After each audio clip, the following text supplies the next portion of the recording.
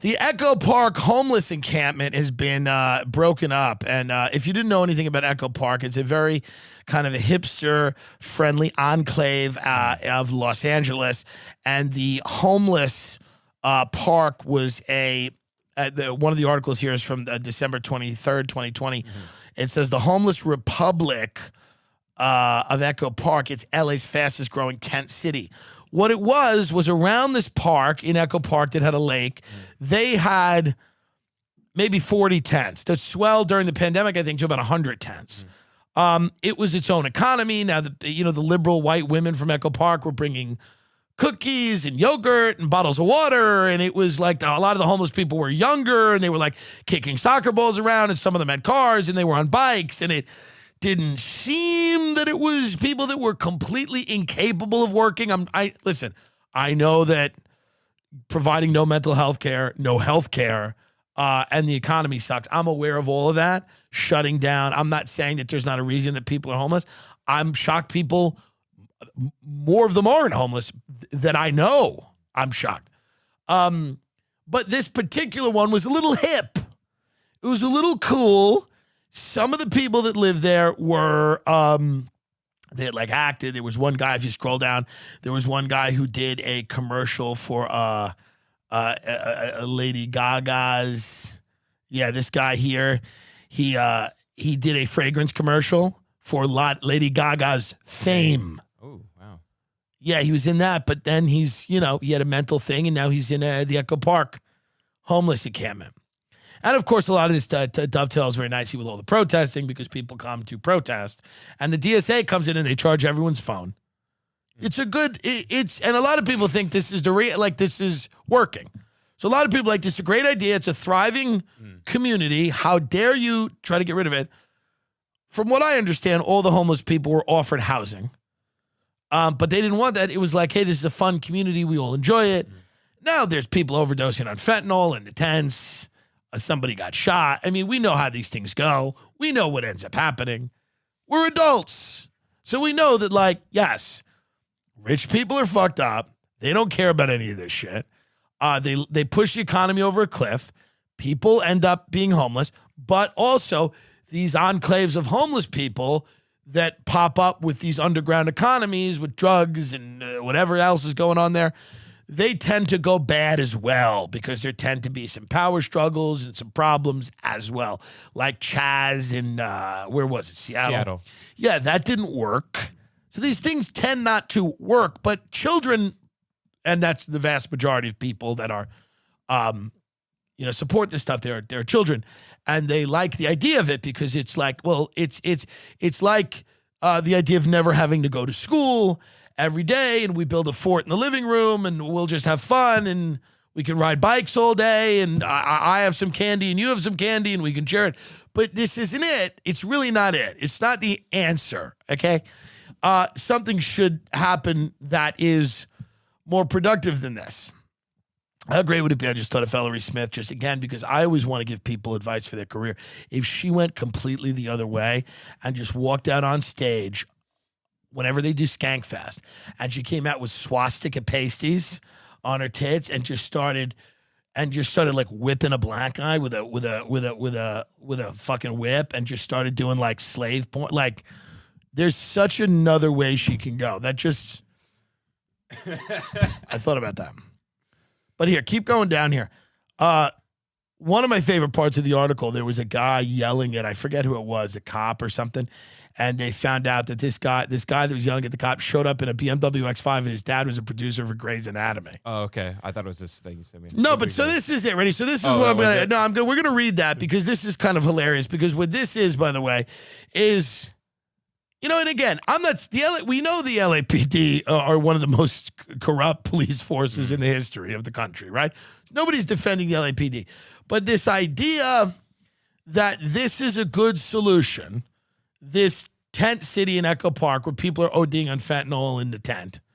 And you also, and it was a girl who she had like a lot of acceptances to colleges, and she got into the whole protest scene, and then went to this park and ended up, I think, ODing and everything. And you just feel, if you get up every day to go to work and you own a house, and again, you're the enemy to these people if you do that.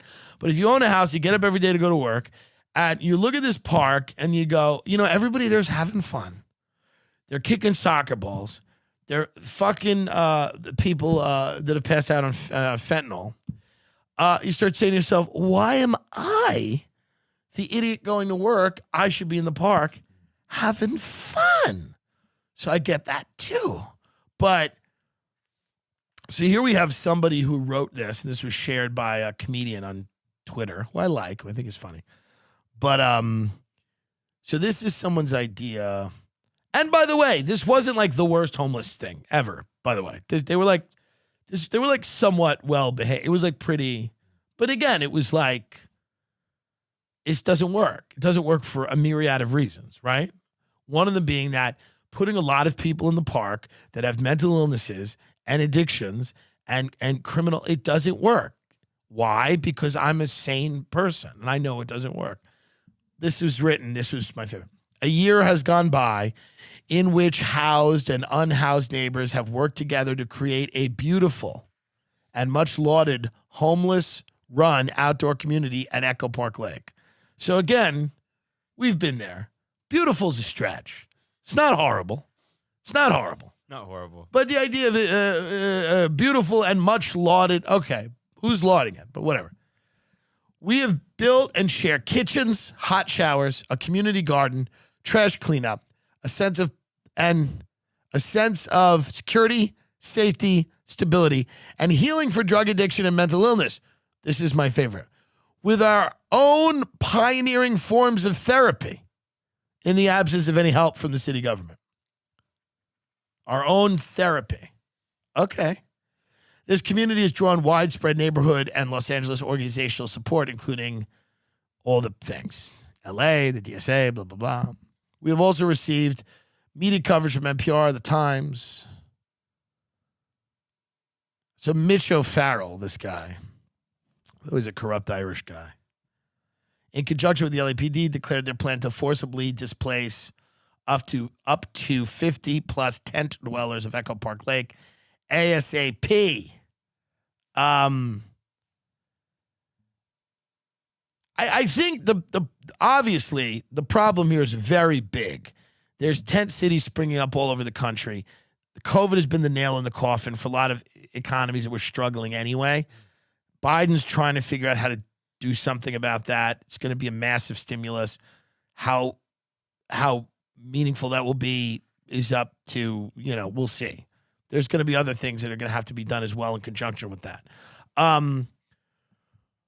But this idea that you have a homeless community that had grown very sizable, and it had become a problem. There were violence, there were problems. This was not just, it was not like, people make it sound like it's, like Willy Wonka's chocolate factory when everybody's like working together. It's not necessarily the case.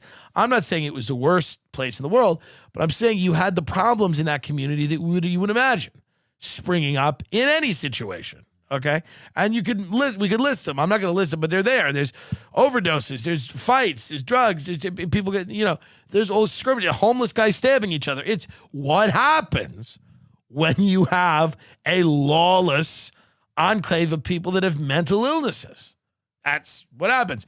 And then the cops, went in there and there's protesters and everything like that.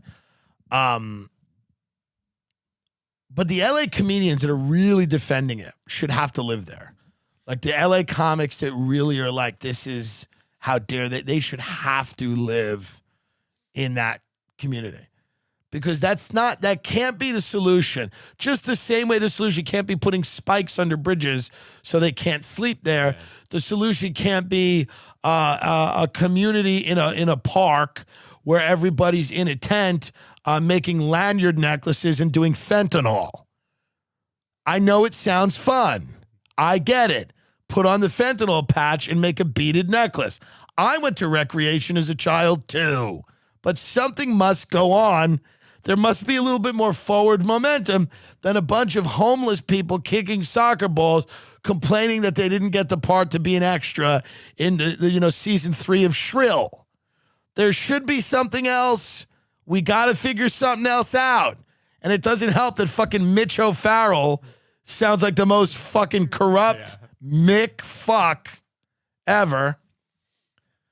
But this is what I mean. Like, it's like in the article, the guy goes, we're not like your average homeless. He's like, we're not like old. He's like, we're not.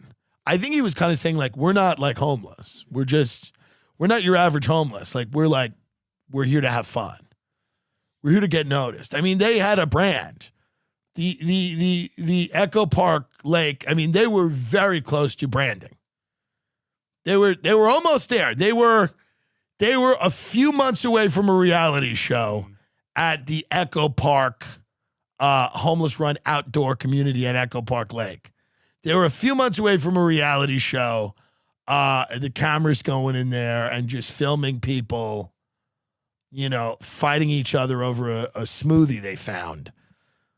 But this is a lot of consternation on Twitter. There's a lot of rage. People are very angry about that these people were displaced. I think they were all offered housing. I hope they were offered housing. That was supposedly what happened,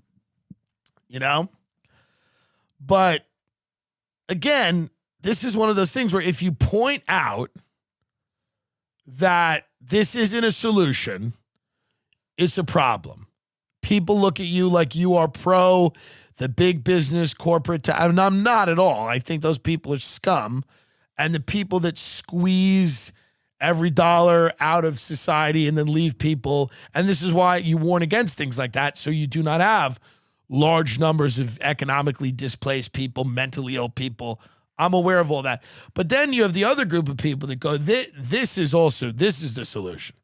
The solution is to take over a park and to have people there sharing a hot shower and, a community garden and thinking that is the solution to the problem, which it is clearly not, as evidenced by the violence, sporadic though it may be. I'm sure people's experiences there are different, But I love the idea of that, where people are like, to just even question that's the solution. They go, maybe that's not a good idea for everybody to be in the park, having orgies, and doing fentanyl, which is how this girl died. They go, so what? And, so you have people in LA that are like, this is an outrage. This is the most beautiful part of the state. These are people loving each other. They were learning about community. They were learning about what it takes to help each other. Maybe. But isn't the goal to be in a house? Isn't the goal to be in an apartment? Wouldn't the goal be to get some of those people, if they're doing so well at the lake, let's get them some turlets and some walls and watch this baby really cook. If they're doing so well, they're making it sound like they're killing it over there. And I'm sure that there's merit to that argument, that things aren't as bad as they could be. Because that's what these arguments all really boil down to. Like, it could be much worse. And I'm sure it could be.